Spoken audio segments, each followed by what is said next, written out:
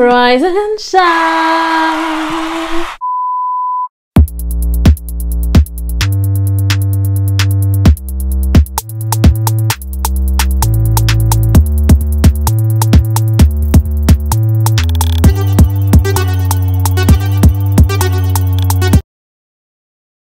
Hey, what's up guys, j'espère que vous allez bien. Je suis tellement heureuse de tourner, mais vraiment je suis joie.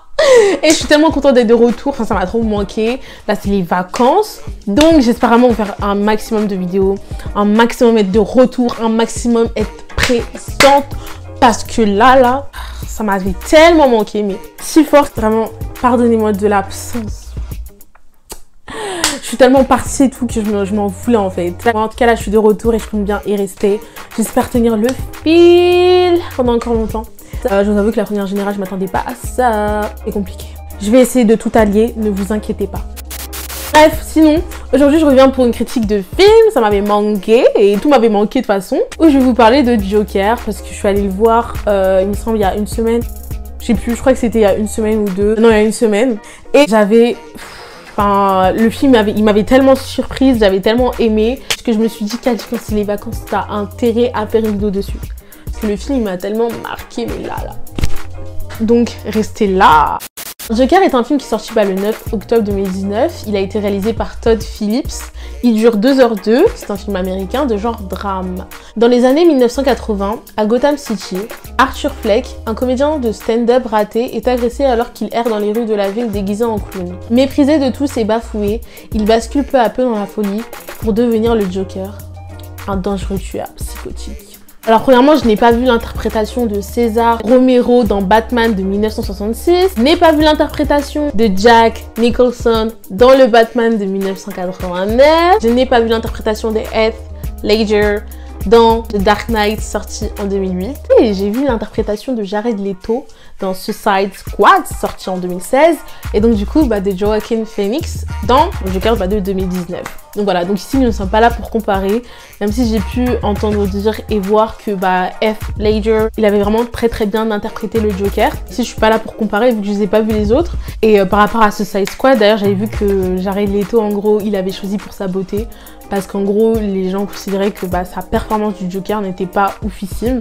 Moi personnellement j'ai bien aimé, après peut-être que justement les gens ont comparé par rapport à ce qu'ils avaient avant, donc Heath Ledger, César Romero, encore Jack Nicholson, mais moi j'ai pas vu donc je peux pas vraiment vous dire, j'ai plutôt aimé ce que Jared Leto nous avait proposé. D'ailleurs aujourd'hui j'ai lu que Jared Leto avait essayé justement de faire en sorte que le Joker de cette année ne sorte pas, car il était jaloux du choix du Joker. Vu que c'est lui qui a joué le dernier Joker, il considérait que on pourrait peut-être être dans le film justement, mais ils l'ont pas choisi.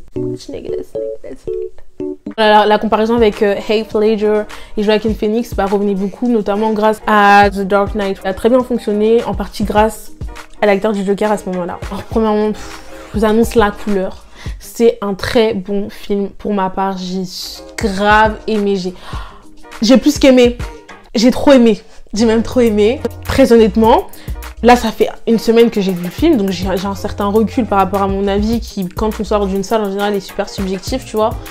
Mais là j'ai du recul et je vous jure que ça n'a pas changé. J'ai tout aimé. Je n'ai pas trouvé de défaut. Peut-être le début qui est un peu long. Mais encore ça m'a pas dérangé parce que je trouvais que justement ça nous installait bien dans l'ambiance assez psychologique, psychique et tout du personnage qui est le Joker. Donc oui, c'est vrai qu'au début il y a des longueurs, mais franchement ça m'a pas dérangé, bien au contraire. Le choix de Joaquin Phoenix en tant que Joker, ça a été un grand oui. Chapeau bas à Todd Phillips et à Joaquin Phoenix pour leur collaboration parce que ça marche au top. Joaquin Phoenix au niveau du scénario, il y rentre parfaitement dans la peau du Joker. Il est trop fort, franchement, tu y crois de ouf. Et aussi son corps est un acteur, genre ça paraît fou hein, mais son corps par les formes qu'il va prendre, par les gestes qu'il va faire, du coup l'acteur, mais enfin là je veux vraiment que vous vous concentrez sur son corps.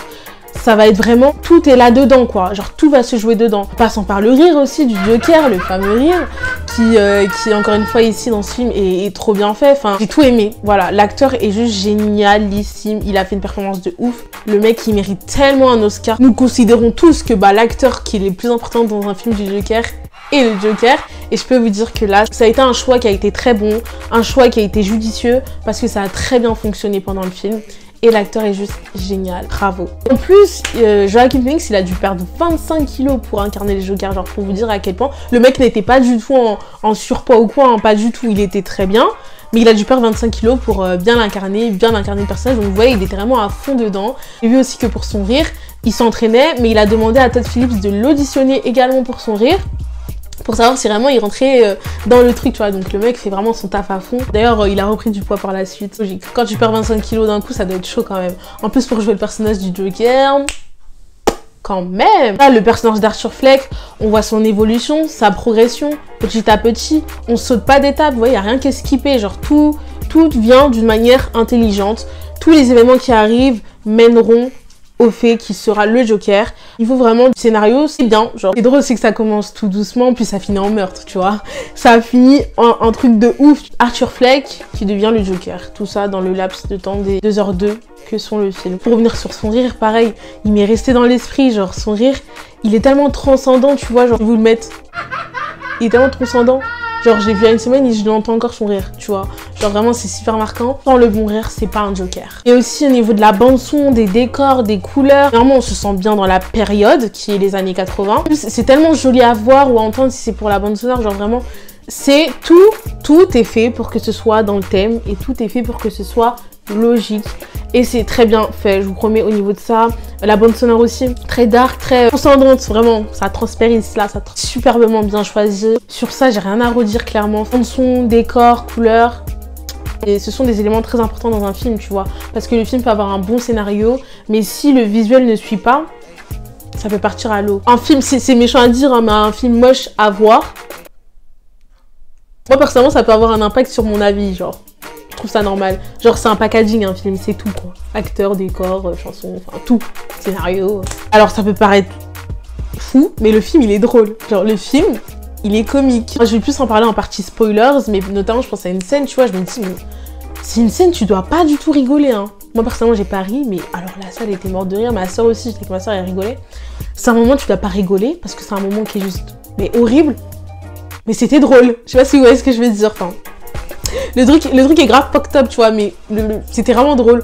Et même, je vous parle d'une scène, mais même le film en soi, il y a des moments, je vous jure, c'est drôle. Sachant que, bah, la thématique du film, le scénario, le synopsis n'est pas drôle. Donc, il y a ce truc-là qui est assez contraire, qui marche plutôt bien d'ailleurs dans le film. Du coup, bah, le film met en avant le reflet de cette société-là qui est la nôtre. Il rejette et écrase les gens qui sont jugés faibles, qui sont jugés en dessous. Et il va aussi refléter, du coup, de la rébellion de ces derniers qui va s'en suivre. Ça, c'est très intéressant à voir parce que, du coup, c'est très réaliste déjà, premièrement. Et quelque chose qui pourrait réellement se passer. Carrément, bah, il y a eu une polémique dessus. Parce qu'en fait, certaines personnes considéraient que ça pourrait inciter ou donner des idées à des gens à commettre ce genre d'actes bah, qui sont assez violents, quoi, quand même. Dans le film, c'est violent. Pourrait les donner envie d'exécuter le même genre d'acte que dans le film, soit des plus petits crimes aux plus grands. Et moi, personnellement, mon avis dans tout ça, je considère que si une personne, elle va aller commettre un crime, genre vraiment, elle va sortir de chez elle, que ce soit avec une arme, donc je sais pas moi, couteau... enfin tout ce que vous voulez, ou avec des intentions de meurtre, c'est que la personne déjà de base a des soucis et que jamais un film va la pousser carrément à commettre un crime. Je sais pas si vous voyez, pour moi, c'est que la personne déjà mentalement elle est assez dérangée, qu'elle a peut-être un souci mental déjà de base pour pouvoir commettre ce genre de choses là, tu vois. C'est pour ça que oui, un film peut avoir un impact sur nous parce que déjà on n'est pas sensible de la même manière au film.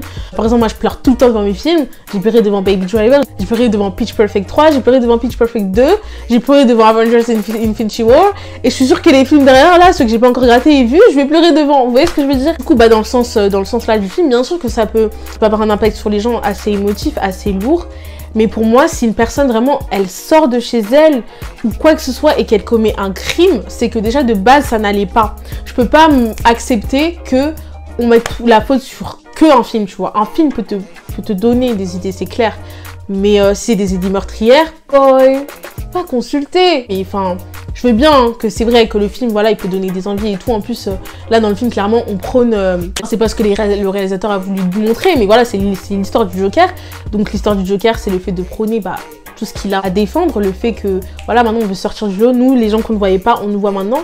Certes ça prône ça, donc du coup là dans le film c'est fait avec de la violence, mais même, enfin pour moi c'est pas une justification pour dire que telle personne va commettre tel meurtre, tu vois. Et aussi il y a la polémique aussi, elle vient aussi du fait qu'en 2012 il y a eu en fait une fusillade, la fusillade d'Aurora, qui a eu lieu entre la nuit du 19 et du 20 juillet 2012, où en fait un homme a tué 12 personnes, on a blessé 58. C'est James Egan Holmes, un homme de 24 ans, et en fait cette fusillade-là a eu lieu lors de l'avant-première de The Dark Knight Rises. Donc du coup, ça a fait aussi une polémique. D'ailleurs, les gens ont considéré que c'était du manque de respect envers les familles des victimes. Et il me semble que certaines familles de victimes aussi ont considéré que c'était du manque de respect du coup de sortir le Joker. Toute cette polémique vient un peu du fait que le film peut pousser à des comportements violents, mais moi personnellement, je considère qu'il faut déjà avoir un problème de base pour commettre un meurtre. Enfin, on parle d'un meurtre, tu vois, ou d'un crime. Genre, je sais pas. Pour moi, ça se passe dans la conscience et c'est pas... une personne lambda quand elle va voir un film, ok bah demain je veux buter tout le monde, tu vois, genre non. Là je vais finir sur ça pour la partie sans spoilers, après je vais passer en spoilers. Allez le voir, n'hésitez pas. C'est un film qui n'a pas beaucoup d'action aussi, je tiens à le préciser. N'y allez pas en attendant voir bim bam boum tatata, course feu tatata pipe, non. Il n'y a pas ça. Il y a certains moments d'action, mais peu. C'est surtout, ça se repose beaucoup sur le caractère du personnage, sur son côté psychologique, sur son côté, on va comprendre son histoire, et pas vraiment sur son côté meurtre, bim bam boum, quoi. Donc voilà, en tout cas, moi, je vous conseille grave d'aller le voir. Vraiment, j'ai envie d'aller le revoir. Et voilà, moi, un gros coup de cœur pour ma part.